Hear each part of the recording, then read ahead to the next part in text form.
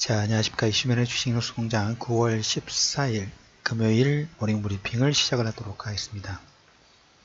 최근에 나스닥 같은 경우에 기술주들, 마이크론 테크놀로지가 단기적으로 거의 15% 정도의 하락 부분들이 진행이 됐습니다. 한 번 정도 리바운딩 부분들이 나올 때는 되긴 됐죠. 어제 퀄컴, 애플, 이래서 2% 전후의 상승 부분들이 진행이 됐습니다. 그 내용에서 MSCI 한국도 지금 약간 1%, MSCI 한국하고 신흥지수가 한국이 0.9%, 신흥지수가 1.3%, 그 다음에 애플이 목표주가 상향 부분들이 나왔고 퀄컴이 자사주 매입, 그 다음에 최근에 하락폭이 컸던 마이크론 테크놀로지의 리바운딩 폭 반등 부분이 나오면서 나스닥이 0.7%, 다우지수 0.5%, 그 다음에 전일 홍콩 H지수가 2.5% 정도 급등 부분들이 나왔어요. 상해도 1%대 진입 부분들 하면서 구리 가격의 반등 이로 인한 선순환, 멍석을 깔아줬다라는 느낌이 상당히 좀 강합니다. 중국이 쓸 수 있는 카드 여기저기 봉인 해제, 그리고 중국 같은 경우에는 체면을 가장 중시하게 생각합니다. 향후에 이제 미국과 협상 부분들 마무리 지을 때 아무래도 여러 가지 개방이라든지 미국이 원하는 직접재산권 아니면 금융 개방 뭔가의 액션 부분들을 해야지만 추가 관세에 대한 확장이 되질 않아요.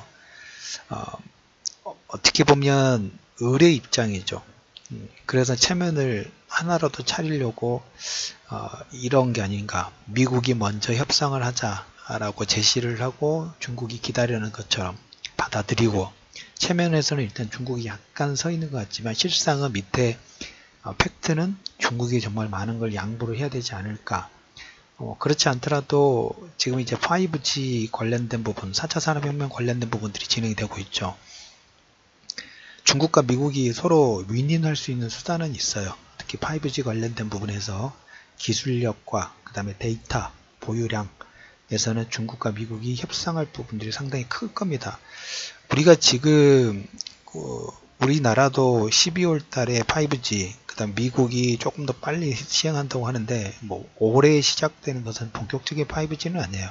4G하고 4G 플러스 5G의 어떤 중간 다리 역할 부분을 한다고 보시면 되고, 내년부터 이제 본격적으로 시작되는데 5G 인프라가 됐을 때는 너무 많은 산업군과 산업군의 모습과 그 다음에 주변이 많이 바뀔 거예요. 그거에 대한 기싸움이 미국과 중국의 패권 싸움보다 먹거리가 틀려져요. 그거에 따라서 지금 무역 분쟁을 이렇게 미리 진행을 하고 미리 도로 정리 부분들을 하는 그런 측면으로 보실 필요가 있습니다. 그래서 어제 다우지수, 홍콩 H지수, 그 다음에 MSCI 코리아, 그 다음에 MSCI 신흥지수 모두 1에서 2% 정도의 상승 반등 파동 부분을 상당히 탄력적으로 움직였다.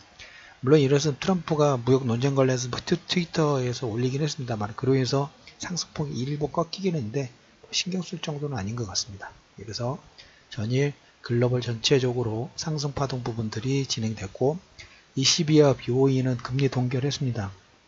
그렇게 뭐 현재 시점에서는 크게 의미를 두실 필요는 없을 것 같아요. 내년 여름까지 저금리 기조를 유지를 하겠다. 그리고 하나 오늘 좀 체크할 부분들이 두 가지가 있습니다. 오늘 새벽이죠. 오늘 새벽에 미국 물가 상승률이 약간 둔화됐어요.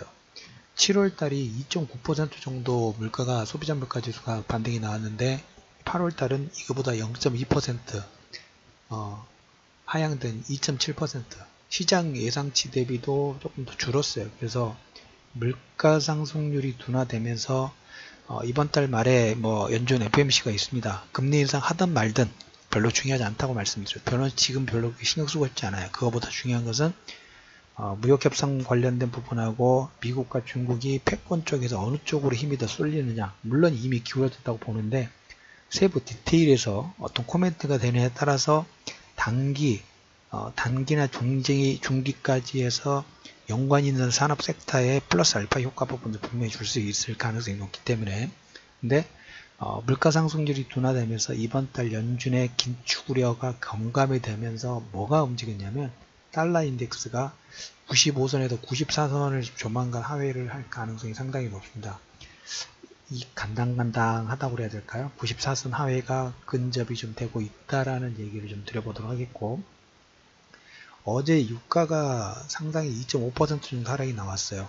70달러선 넘어가면서 막상 내용을 보니까 이란 같은 경우에 지금 생산량도 줄도 있고 수출량도 줄어들고 있죠. 당연하죠. 경제 제재로 인해서 산유량도 감소되고 수출량, 생산량도 감소가 되고 있는데, 이와 반해서 리비아, 사우디아라비아 이런 나라들이 있죠. 이쪽에서는 생산량이 급격하게 증가가 나오는데, 이란이 줄어든 만큼 생산량, 이란에 줄어든 이상으로 생산량이 늘어난 거예요. 그게 확인되다 보니까 2.5% 정도의 급락 부분들이 나왔어요.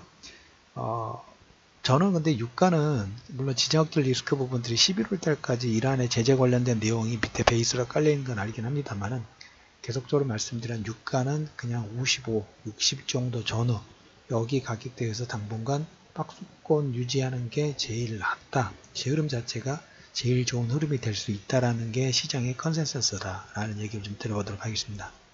터키는 이번 달 말에 러시아하고 정상회담 부분들이 있다고 말씀드렸죠. 터키 중앙은행이 기준금리를 17%에서 24%까지 인상을 하면서 어제 터키 리라화가 강한 반등 부분들을 진행했다. 신흥국의 위기 계속 일시적으로 끄는 역할 부분들을 하고 있는 거예요. 근본적으로는 시간이 너무 오래 걸리기 때문에. 근데 항상 보면 그 날씨가 바뀌었을 때, 계절이 바뀌었을 때 감기 걸리신 분들 의외로 많죠.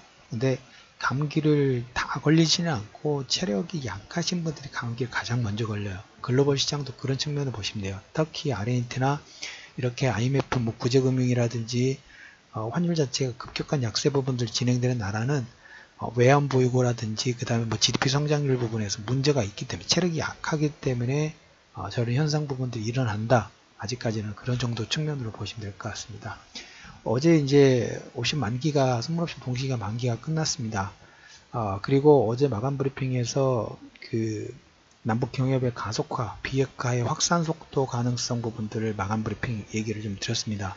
그 내용 꼭 기억하셔야 됩니다. 속도가 빨라질 수도 있다. 강화될 수도 있다. 그럼에 따라서 경제 제재에 따라서 경제 제재가 풀려지는 이꼬로 돈이 들어오기 시작된다. 돈이 움직일 룸이 커진다라는 의미 꼭 기억하실 필요 있다는 얘기를 다시 한번 강조드리면서, 개별적인 이슈 몇 가지 얘기 드리면, 5G가 계속 얘기가 나오고 있어요. 내달부터 황창규 씨 같은 경우는 내년 2월 정도 5G, VR 강화, 집에서도 VR로 IPTV를 시청할 수 있고, LGD 프리 아이폰 OLED 제2 공급사가 진행이 좀 됐습니다.